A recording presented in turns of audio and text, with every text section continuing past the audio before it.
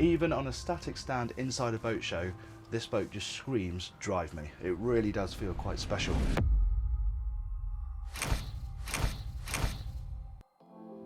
Here's something I've not been able to say since 2009. There's a brand new Sunseeker Superhawk. Yes, the Superhawk 55 is here. We've been waiting for this for so long, and here under the lights in Düsseldorf, it does not disappoint. And it's a boat of many firsts for Sunseeker. It's the first Superhawk with IPS, for example, IPS950 for a top speed of 38 knots. Prices start from around £1.4 million excluding VAT. This one just shy of 1.7 million excluding VAT to spec here at the show. There's so much interesting stuff going on board this boat. I can't wait to show you around it. Let's go. I'm Jack Haines. Welcome to YachtBuyer.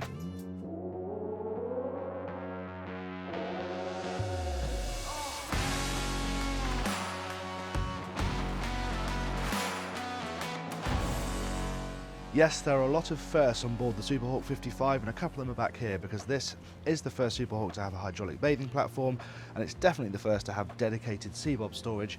In the original renders, this was a drawer, but obviously they've gone for this solution instead. So this section just rises up, and then you've got space for a couple of seabobs perfectly placed right here at the back end of the boat. And it's quite an interesting bathing platform layout as well, because the whole thing slides down. This section comes down as well.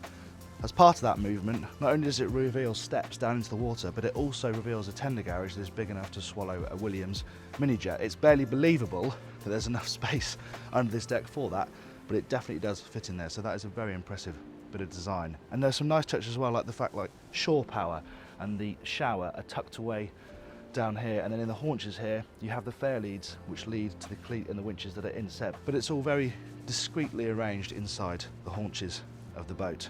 If we move up into the cockpit, you've got boarding gates on both sides, and there's quite a lot of versatility within this whole area, but it starts with the sun pad because you can have it completely flat if you just want to lie out on it, but then all three of the headrests this side prop up like this, so you can sit up looking out over the water, but then they also all pop up this way, so you can then create a bench that faces the table here in the cockpit. And this is quite a clever arrangement because obviously it opens up, but it also slides around, and all of that can pretty much be done with one hand. Slides across to go into the middle, and then you have more of a dining arrangement. And then another really clever piece of design is the way that these two L-shaped sofas are mounted on runners. So there's a little pin here, pull that out, and then you can slide both of them in. There you go, and then you pretty much have it in, a dining arrangement. If you want to eat out here, you'd have the bench set up with all three backrests facing forward. You've got your L-shaped seating here by the table, and it becomes a dining space. Pull the pin, pull them out again, and it's back to more of a lounging area. And I should point out, when they move forward, they reveal some quite handy storage lockers on both sides, just a little bit of added deck storage. The hardtop, it's a really nice piece of design. It is an option, it's about 30 grand I think. I imagine every single boat will have it fitted just because it adds obviously to the protection and also the versatility of this area. And then underneath it, you have this really nice big wide wet bar, and that's got things like your grill top. In the middle we've got a nice big sink. You've got some cooling space over on this side, and this is quite a nice touch. I'll just hit this button here. You've got your pop-up weatherproof TV. So you can move the seating around, pop the TV up, watch a film and or a bit of sport, and everyone's got a really good view of it here, this location in the middle of the boat. Nice touch. And then forward of that, you've got the helm station, such an important part of what this boat is about, and we find another first. This is the first Superhawk, or even Sunseeker, I think, to have a centrally mounted helm position, and that central position is flanked by a couple of identical seats. They're really comfortable, really supportive. They've got a bolster function, slide in and out, but this standing position here, right in the middle of the boat, looking over that bow, that is really quite something. Even on a static stand inside a boat show, this boat just screams drive me. It really does feel quite special. I really like the use of instrumentation that Sunseeker have brought in here. We did actually first see these on the 65 Sport Yacht, but they work really well here, and you've got a bit of control over what they're actually showing on the screens. You've got this rotary dial so you can flick between them and also between their functions. You've got the RPM around the outside as well, but of course you've got full digital switching as well. So you've got 2 Garmin MFDs where you can have your charting and your radar, and you've got full control of the boat systems as well from the CMake system down here. It's all very elegantly displayed, nice and clear, easy to use, and it's just a really fantastic driving position. And I like the fact that you've got phone charging directly beneath the wheel, though it could probably do with a little lip on the outer edge, because when you floor the throttles, this thing will go and your phone will come flying out. It's an IPS boat, so of course you get a joystick as standard, but there's also a bow thruster, which is always a nice touch in the Mediterranean, especially if you're mooring stern too. It is quite nice just to have a bit more control of the bow, so that's a nice addition to see. If we step down from the helm, we come to another key part of the design. As you can see, the cockpit stretches almost to the full beam of the boat. You don't have side decks around the outside there, so you use these really beautifully engineered doors, which you have on both sides, to walk through here and out onto the side deck. They're a really good size. You've got a nice railing here to steady yourself on the way up, and then you just have glorious sunbathing space. There is a bit of shade you can have here, so you have carbon fibre poles that slot in here, there, and then you have a canopy that goes over the top to provide a bit of shade if you need it. The other thing you can do is slide this section forward. So at the moment it's all joined up to make a huge sun pad, and you've got a little bench forward, but you can slide the whole thing forward, which creates a walkway across. Even though there's no gate here, you would have to step up over this moulding, but it does create a bench here, and you have a bit more of a seating arrangement rather than the pure sun pad arrangement. It's quite a neat solution. Let's head back inside then and go down to the interior.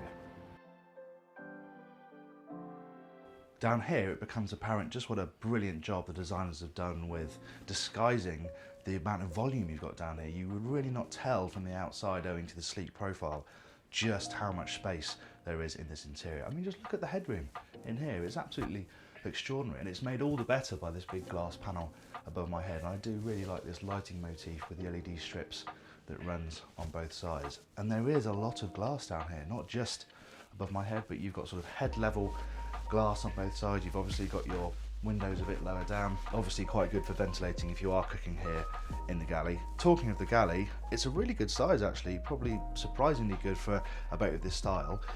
It's got a really nice big sink, you've got induction cooking here, you've got your oven down here, and you've got actually a reasonable sized dishwasher as well. The only thing it's slightly lacking is physical storage. This is your only storage area really, so where you're going to stow pots and pans and plates, I think, a little bit limited. That said, of course, you're probably going to do all you can to eat on deck, and there's lots of storage up there to keep all that sort of stuff and to cook up there. So really this is probably more for emergencies or if the weather is particularly bad, but it is a nice space, and you have got a decent amount of cooling space as well.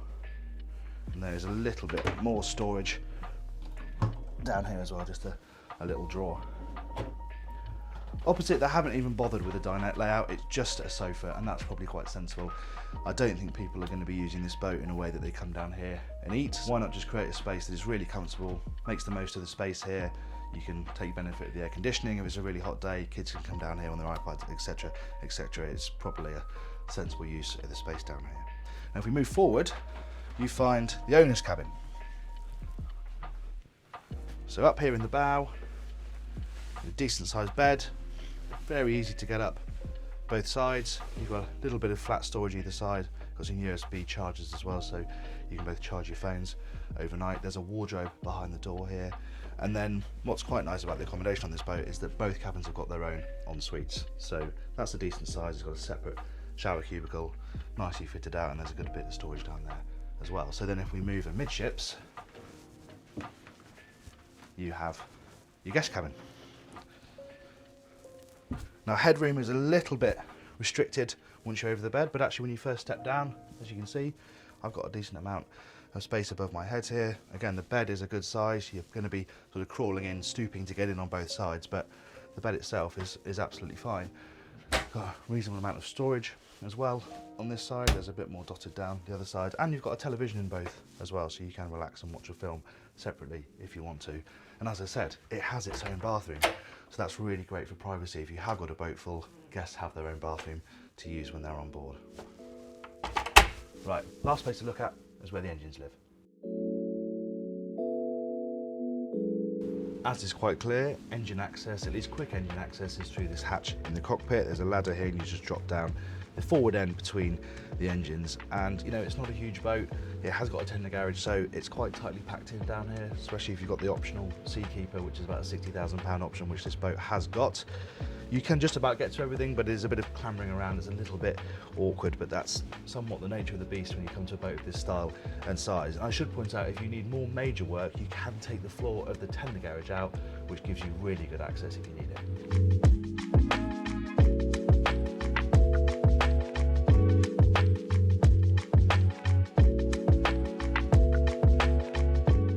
There you have it then, the Superhawk 55. So good to finally see it in the flesh. Of course, you won't get the best out of this thing until you have it out on the water, which we're hoping to do very soon. So please keep an eye out for the sea trial video coming along. And let me know what you think about this boat as well. Have Sunseeker done a good job in bringing the Superhawk name to 2023? Thank you very much for watching. If you liked the video, please do give it a like. If you want to see my tour of the Sunseeker 100 yacht, you can click up here. And if you would like to subscribe, please click up here. Thanks for watching.